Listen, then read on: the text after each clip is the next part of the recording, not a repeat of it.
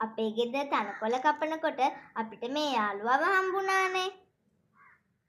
එයා තමයි මෙයා.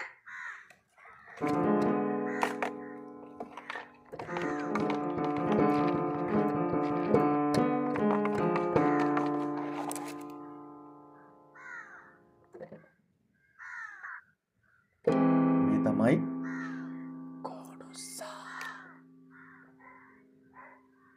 මෙයාගේ විෂ තියෙන්නේ නැට්ටේ. තේරුණාද? තාත්තිට හරි අම්මිට හරි කියන්න ඕන මේ වගේ සතෙක් දැක්කොත් අල්ලන්න යන්න එපා.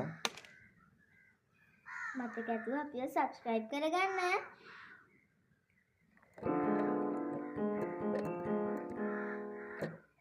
Bye. අපි ගිහින් එන්නම්. Bye.